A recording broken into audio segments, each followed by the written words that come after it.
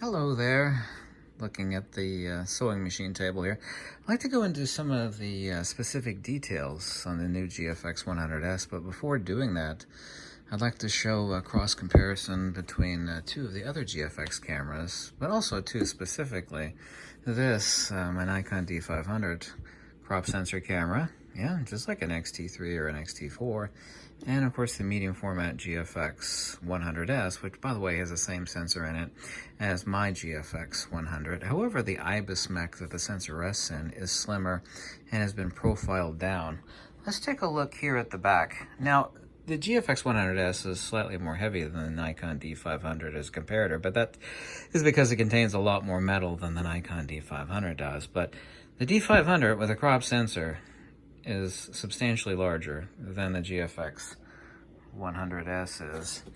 Let's get a top-down look here for you to see. By the way, my nickname for the GFX100S is Jumbo Shrimp, because it's a jumbo sensor and the camera body is the size of a shrimp.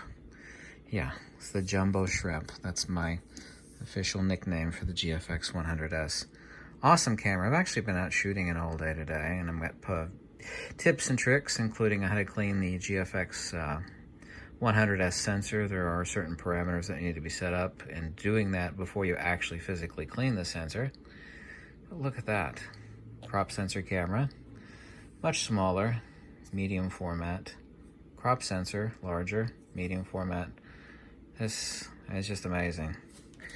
Absolutely amazing. Let's go over some of the details and do a close-up look. I'm sitting here on my stool that I usually use for my sewing machine here.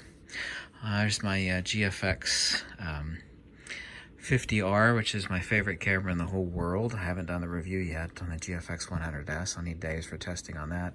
Of course, these both use the same battery. The new GFX100S uses the same battery as the Fujifilm X-T4. Let's get my Nikon D500 here out of the way. Also, too, compared to its brother, I guess we could call it the brother, the GFX100S, I'd like to show you a couple things here. The exposure compensation button is in roughly the same spot as the 100 and the 100S, essentially in the same spot, but it's closer to the shutter release button, and it's also too substantially smaller. This was easier to hit. This is my camera, my GFX100, so you can see how much smaller that is. I'd like to take a look at the ports on the GFX100S, and basically every camera has a PC sync port up front. That actually gets in the way, especially of your hand.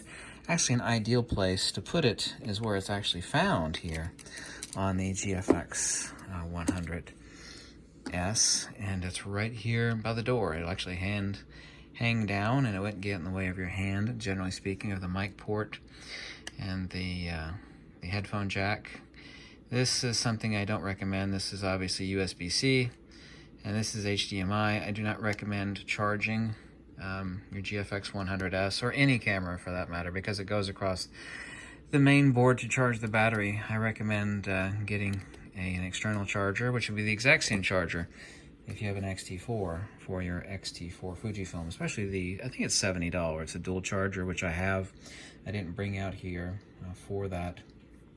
We have on the GFX100S the exact same display with the same articulating functionality as that found on the XT3, where it flips up, it flips down, and it actually flips it's hard to do this one-handed, it flips from left to right. So same as the XT3 display functionality.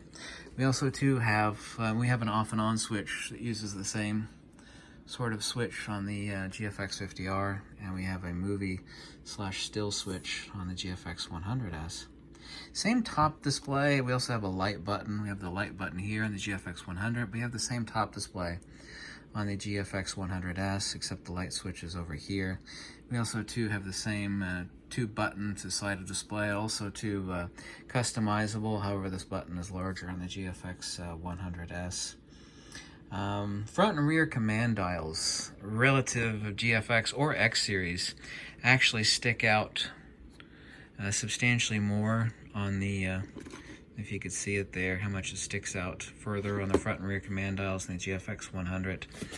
than they do on either the XT4, XT3, GFX100, or GFX50R. You can see how far it sticks out there. That is something actually a lot of people had asked for.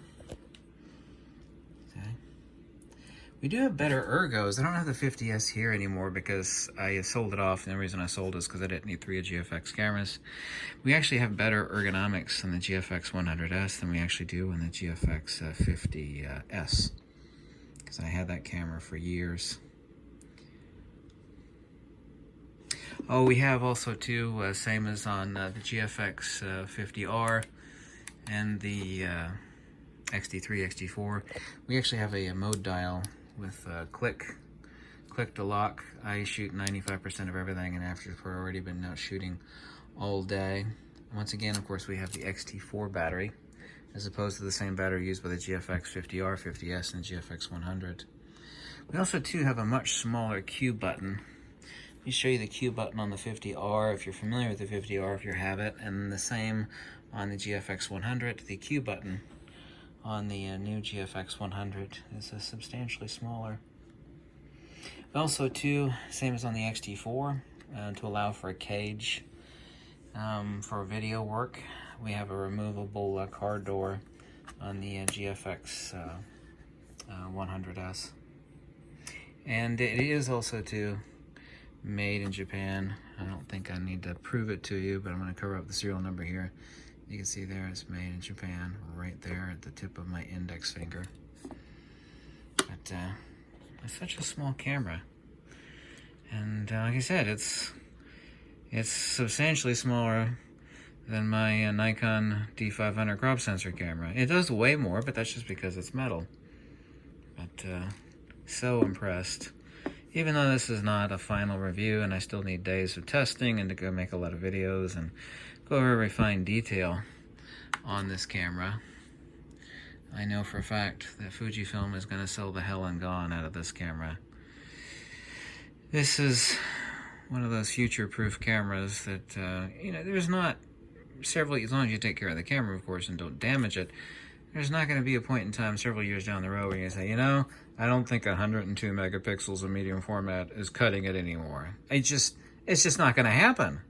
It's just not. Nikon D4, 16 megapixel sensor camera, flagship camera made by Nikon.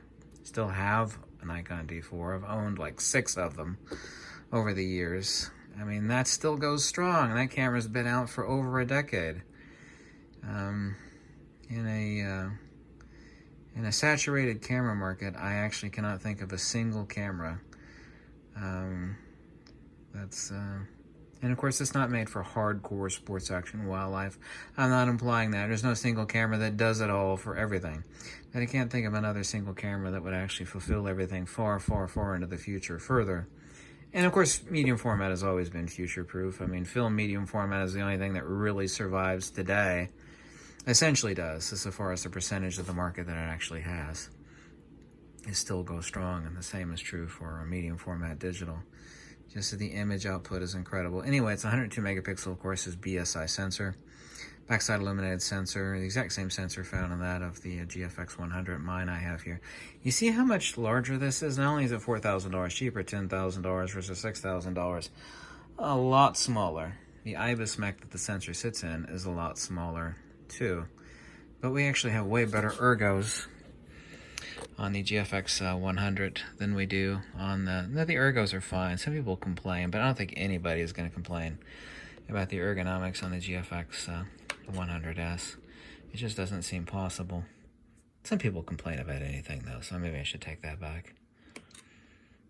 But I mean, my God, just think about where we've gone. I think a lot of you, including me, you know, have or have owned, you know, a Nikon D500. Let me just place them here side by side again.